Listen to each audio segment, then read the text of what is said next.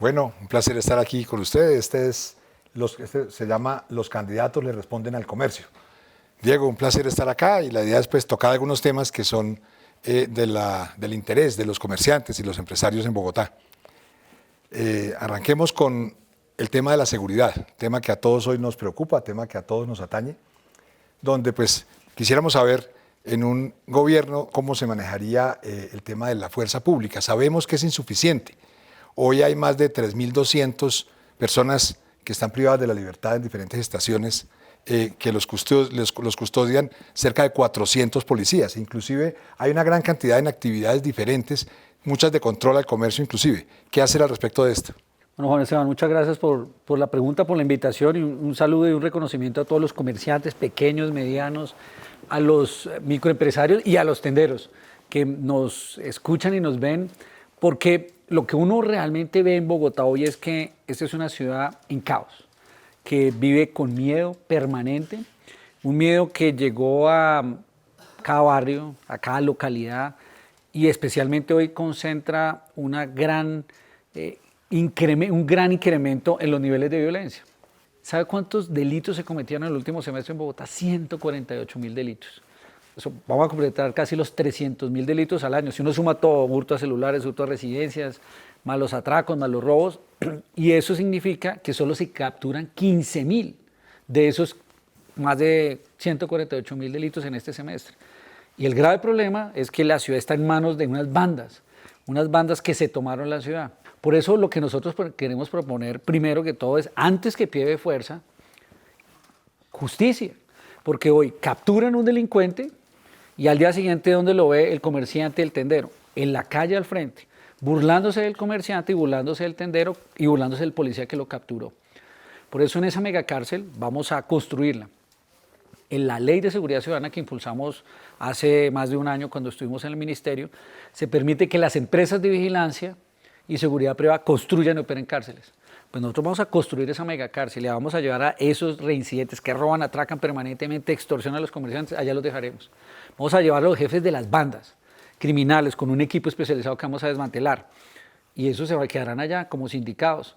Y en eso, tengo que decirlo y lo digo sin ambajes, con los venezolanos todo el apoyo.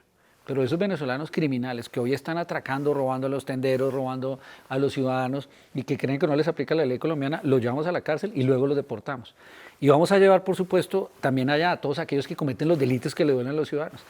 Los que hurtan el celular, no puede ser que hoy hurten el celular 3, 4, 5, 7 veces una persona y nuevamente queda sin medida intramural. Por eso, primero la megacárcel, luego sí el incremento de pie de fuerza. 5.000 hombres de pie de fuerza queremos que lleguen a Bogotá, pagados por el Distrito Capital y entrenados para que vayan en los Transmilenios, dentro de los buses rojos, los buses azules, con policías uniformados y encubiertos, y además que cuiden los parques y colegios que hoy están tomados por las drogas y para controlar los delitos cibernéticos que están pasando en la ciudad que se han crecido. Esas son las dos grandes apuestas en seguridad.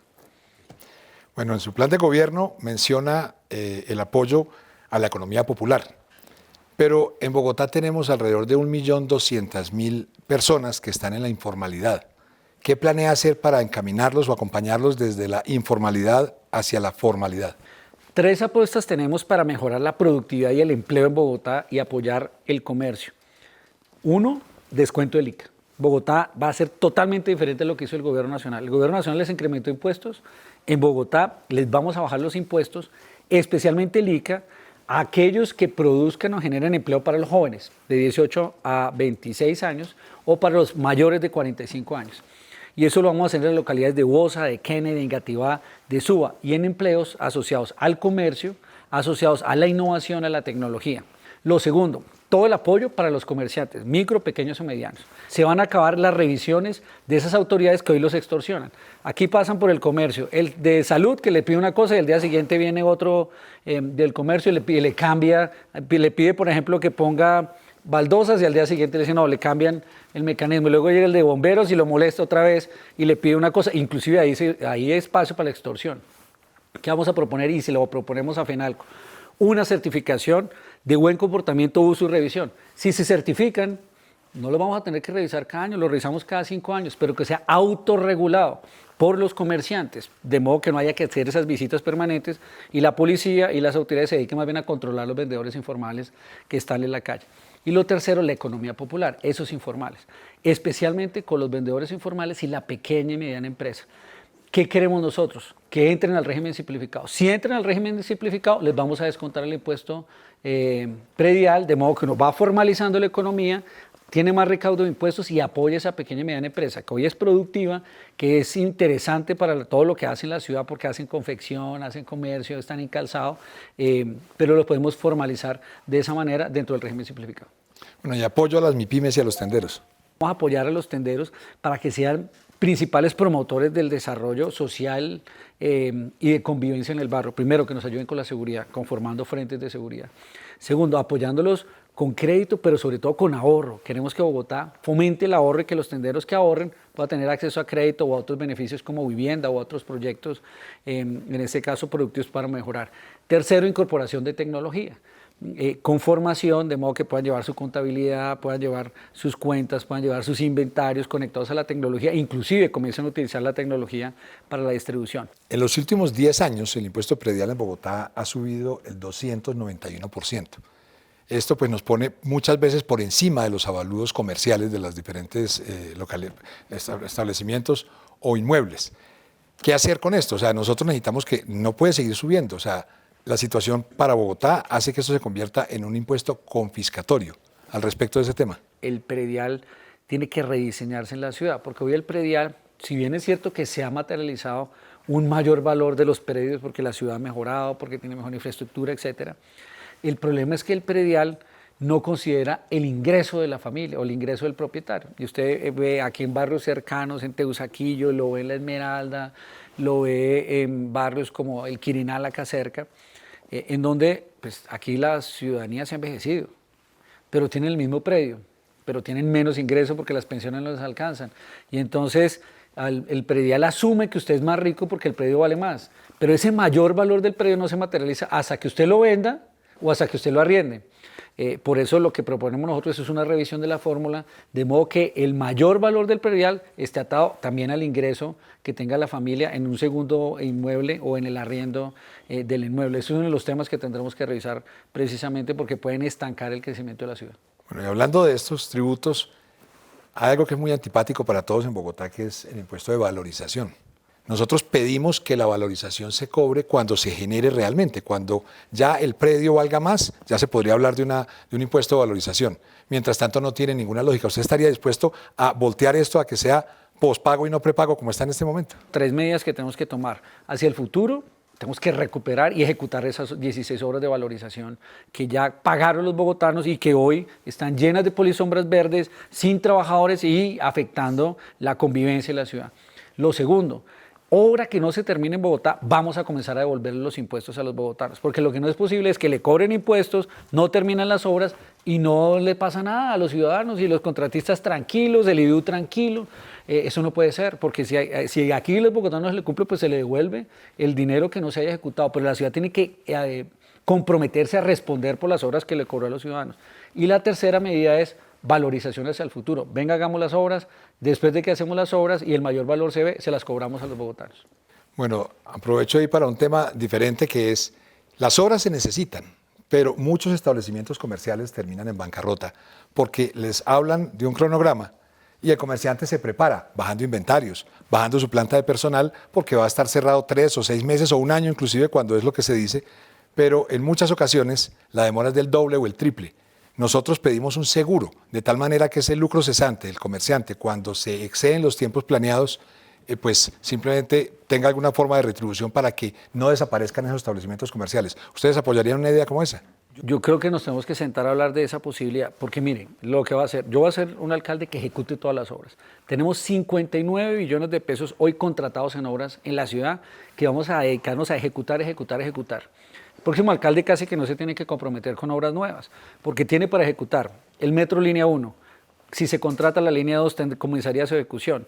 El Transmilenio por la 68, el Transmilenio por la ciudad de Cali, el Transmilenio por la Caracas al sur, las entradas y salidas de Bogotá, la carrera séptima, la autopista, la calle 13 con Transmilenio y los 6 carriles alrededor, la Aló Sur y el Metrocable de San Cristóbal. Solo con esas obras vamos a tener que tener una ciudad que ejecute todo el tiempo y en eso tenemos que ser mucho más eficientes y hay que coordinar muy bien la ejecución de esas obras de modo que pues, generen empleo en la ciudad pero no tenga afectaciones a los sectores del comercio. Pero tenemos que ejecutar esas obras 24 horas del día, no puede ser que nos demoremos años en ejecutar esas obras y en esa medida, nuevamente insisto en la reingeniería del IDU, porque no puede ser que contraten las obras y no se ejecuten rápido. Revisemos eso de la apuesta del seguro, me parece una cosa interesante, teníamos que echarle muy bien los números de cómo pueden ser los resultados, pero aquí lo que importa es que las obras se ejecuten a tiempo para todos los bogotanos. Y por último, el sistema de transporte de Bogotá tiene una situación financiera bastante compleja. ¿La forma de contratación actual a usted le gusta o la revisaría? Varias medidas que queremos proponer nosotros para mejorar.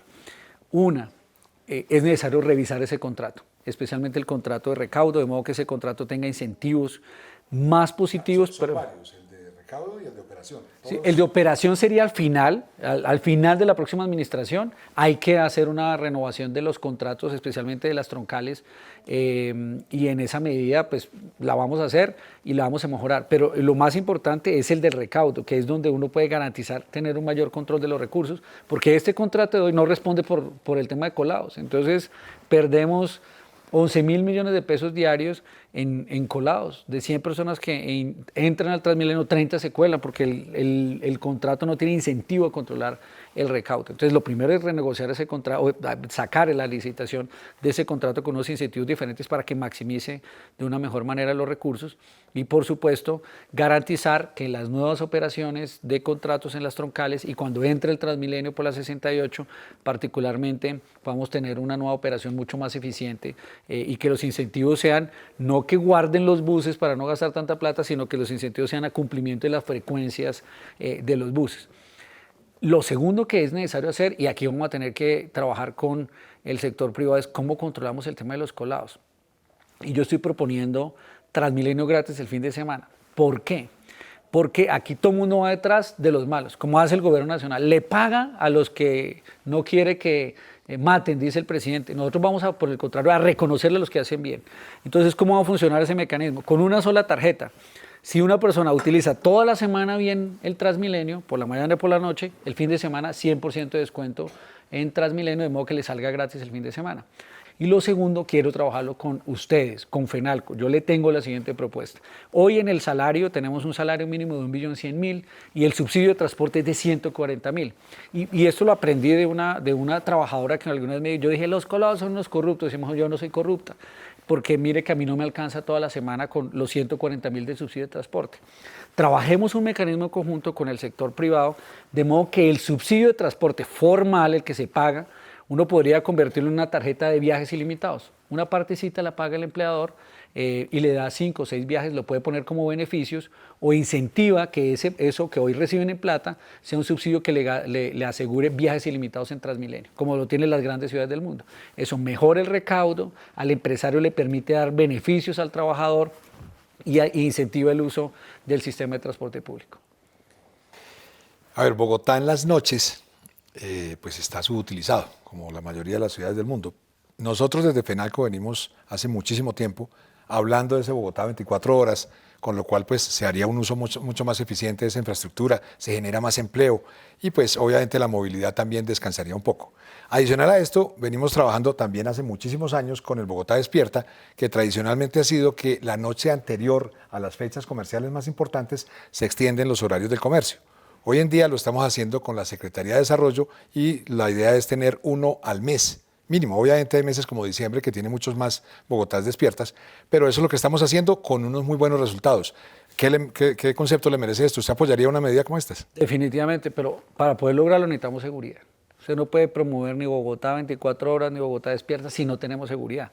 Y para eso necesitamos ese pie de fuerza adicional de los 5.000 hombres que yo a usted le señalo, de modo que podamos dar soporte, especialmente en un segundo tema para soportar Bogotá 24 horas, es el sistema de transporte público. No podemos tener una ciudad que quiere hacer Bogotá 24 horas si tiene un Transmilenio que cierra a las 11 de la noche y vuelve a abrir a las 4 de la mañana del día siguiente. Entonces necesitamos un sistema de transporte público que funcione las 24 horas, pero que sea seguro, de modo que los ciudadanos que quieran ir a comprar, pues se sientan seguros en Transmilenio. Tendremos que modificar las frecuencias, como sucede en el metro de Nueva York, que ya nos pasan cada 5 o 10 minutos, sino cada 20 minutos, pero llegan y hacen recorrido todas las noches. Lo tercero que tenemos que lograr es que esto también tiene que ser para mejorar la productividad, por ejemplo, en la distribución logística de la ciudad. Nos ayuda la movilidad porque no tenemos los camiones de carga en la mañana y en la noche o en la tarde, sino a lo largo de las 24 horas para hacer la distribución logística de la ciudad. Y lo tercero, yo también voy a poner a todas las entidades de la administración a trabajar 24 horas. Que la gente pueda ir a un CADE a las 10, a las 11 de la noche a solucionar un problema que tengan con el pago del predial, con el pago que tengan, por ejemplo, para requerimientos en los programas sociales o de educación, de modo que la ciudad funcione 24 horas. Con todas esas actividades que ustedes van a tener, eso incentiva el comercio, incentiva la actividad productiva, incentiva el empleo, crea nuevos sectores que le dan dinámica a la economía bogotana. Bueno, ¿y por qué los comerciantes y los empresarios y sus empleados deberían votar por usted? Fui concejal de Bogotá, conozco la ciudad, me la he recorrido palmo a palmo, pero además trabajé en una fundación privada y he sido empresario. Sé qué significa crear empleo, sé qué significa pagar la nómina cada 15 días y en mí van a tener un alcalde comprometido, un alcalde que tiene la experiencia, el conocimiento y el valor y el carácter para manejar a la ciudad, para enfrentar a los criminales, para tomar decisiones correctas cuando se presentan situaciones difíciles, pero a la misma vez impulsar una gran convergencia de los empresarios, de los microtrabajadores, de los independientes en la ciudad, de todos los sectores de los partidos, para que aquí tengamos un modelo de ciudad y una ciudad que viva diferente, donde los valores se vuelvan a rescatar, el principio de la familia, de la vida, de respeto, el apoyo al sector privado, en donde a cada derecho también asumamos una responsabilidad, en donde la libertad se garantice, que usted pueda utilizar su carro, su moto, su bicicleta, como quiera, porque la libertad es un principio democrático, pero especialmente para poder con carácter defender los intereses de los bogotanos frente a acciones que quiere tomar el gobierno, o porque nos quiere quitar el metro de Bogotá, o porque quiere destruir un sistema de salud donde el 85% de los bogotanos tenemos una EPS de salud que no podemos dejar de deteriorar. No, Diego, pues muchas gracias por estar en Los Candidatos le responden al comercio. A Juan Esteban, a usted y a todos los comerciantes, empresarios de este importante gremio, un saludo muy especial.